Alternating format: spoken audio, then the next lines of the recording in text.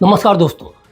NCTE ने देश भर के स्कूलों में एजुकेशन की क्वालिटी को और बेहतर करने के लिए एक बड़ा फैसला लिया है, जिसके तहत अब स्कूलों के लिए परफॉर्मेंस अप्रेजल रिपोर्ट सबमिट करना जरूरी हो गया है। इसके तहत राष्ट्रीय शिक्षक शिक्षा परिषद यानी कि एनसीटीई ने सभी मान्यता प्राप्त शिक्षक शिक्षा संस्थानों को शैक्षणिक सत्र 2021-22 और 2022-23 के लिए उनकी प्रदर्शन मूल्यांकन रिपोर्ट यानी कि पीएआर सबमिट करने का निर्देश दिया है। परिषद की 5 अगस्त 2024 को हुई 61वीं बैठक के निर्णय के बाद यह निर्देश आया है।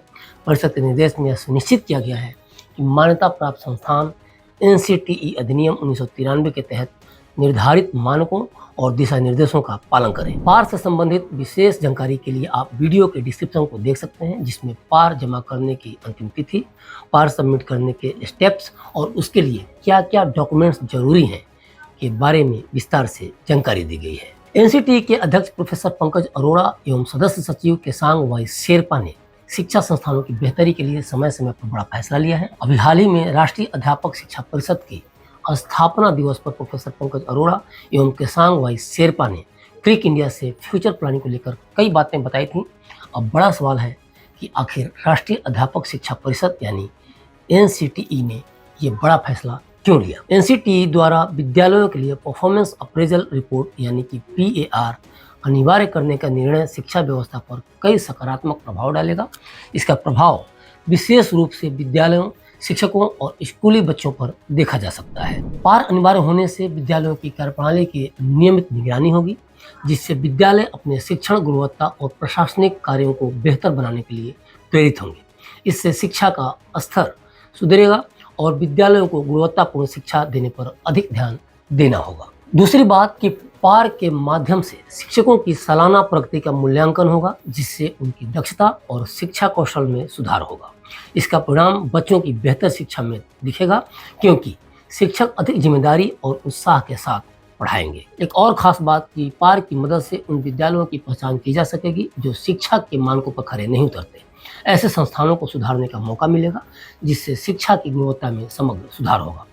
बच्चों को बेहतर शिक्षण संसाधन और माहौल प्राप्त होगा। पार अनिवार्य करने से विद्यालयों में सुधार होगा, जिससे बच्चों को गुणवत्तापूर्ण शिक्षा और बेहतर शिक्षण माहौल मिलेगा। शिक्षकों की प्रगति और विद्यालयों की कार्यप्रणाली में भी सुधार से बच्चों के शैक्षिक परिणामों में भी सुधार होगा। दूसरी बात कि पार के जरिए विद्यालयों को अपनी कमजोरियों और चुनौतियों का पता चलेगा, जिन पर ध्यान देकर वे सुधारात्मक कदम उठा सकेंगे।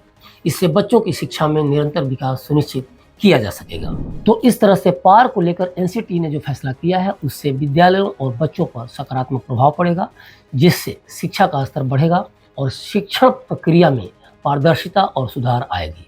पार के फैसले के अलावा राष्ट्रीय अध्यापक शिक्षा परिषद यानी कि एनसीटीई के वर्तमान चेयरमैन प्रोफेसर पंकज अरोड़ा के कार्यकाल में परिषद ने कई महत्वपूर्ण उपलब्धियां हासिल की हैं, जो शिक्षक शिक्षा के क्षेत्र में सुधार और गुणवत्ता के लिए महत्वपूर्ण मानी जा रही हैं। प्रोफेसर पंकज अरोड़ा के नेतृत्व में एनसीटीई ने एनईपी 2020 के प्रमुख लक्ष्यों को लागू करने के लिए कई सुधारात्मक कदम उठाए हैं। इस नीति के तहत शिक्षक शिक्षा में व्यापक सुधार किए गए हैं, जैसे कि एकीकृत अध्यापक शिक्षा कार्यक्रम यानी कि आईटीईपी का प्रारंभ, जिसका उद्देश्य शिक्षक प्रशिक्षण को 4 साल के लिए एकीकृत कोर्स में बदलना है। दूसरा सुधार है परफॉर्मेंस अप्रेजल रिपोर्ट यानी कि पार को अनिवार्य करने को लेकर, जिसके बारे में हमने अभी चर्चा की। प्रोफेसर पंकज अरोड़ा के नेतृत्व में एनसीटीई ने national professional standards for teachers यानी कि एनपीएसटी विकसित किए हैं, जो शिक्षकों के लिए देश भर में समान मानदंड तय करते हैं। इससे शिक्षकों की गुणवत्ता और पेशेवर विकास को सुनिश्चित करने में मदद मिली है। प्रोफेसर पंकज अरोड़ा के नेतृत्व में एनसीटीई ने शिक्षक शिक्षा में नवाचार और शोध को प्रोत्साहित किया है। शिक्षकों को नई शिक्षण विधियों और तकनीकी समाधानों को अपनाने के लिए प्रेरित किया गया है, जिससे शैक्षिक प्रक्रियाओं में सुधार हुआ है। साथ ही शिक्षकों को बेहतर प्रशिक्षण देने के लिए एनसीटीई ने प्रशिक्षण संस्थानों के पाठ्यक्रम और ढांचे को अपडेट भी किया है। प्रोफेसर पंकज अरोड़ा के नेतृत्व में एनसीटीई ने संस्थानों की मान्यता प्रक्रिया में पारदर्शिता और गति लाने के लिए ऑनलाइन मान्यता प्रणाली को भी बढ़ावा दिया है। जानकारी के लिए बता दूं कि एनसीटीई केंद्रीय और राज्य स्तर पर सभी शिक्षक शिक्षा कार्यक्रमों को मान्यता देती है और उनके संचालन की निगरानी करती है। यह संस्था शिक्षक शिक्षा के संस्थानों को मान्यता प्रदान करती है। साथ ही यह प्रशिक्षण संस्थानों में शिक्षक शिक्षा के पाठ्यक्रमों के नियमन और समन्वय को भी सुनिश्चित करती है। शिक्षक शिक्षा के मानकों को बढ़ाने के लिए राष्ट्रीय अध्यापक शिक्षा परिषद अनुसंधान और विकास कार्यों में प्रोत्साहित करता है। साथ ही यह शिक्षक शिक्षा की गुणवत्ता को सुधारने के लिए समय समय पर सुझाव और सिफारिशें भी देता है। एनसीटी की स्थापना 1995 में राष्ट्रीय अध्यापक शिक्षा परिषद अधिनियम 1993 के तहत की गई थी। इसका मुख्यालय नई दिल्ली में स्थित है। एनसीटी का नेतृत्व एक अध्यक्ष द्वारा किया जाता है, जिन्हें भारत सरकार द्वारा नियुक्त किया जाता है। इसमें विभिन्न विशेषज्ञ, शैक्षिक प्रतिनिधि और सरकारी अधिकारी शामिल होते हैं, जो शिक्षण और शिक्षक शिक्षा के क्षेत्रों में संबंधित होते हैं। एनसीटी के इस बड़े फैसले पर आपकी क्या राय है, हमें कमेंट बॉक्स में ज़रूर बताएं।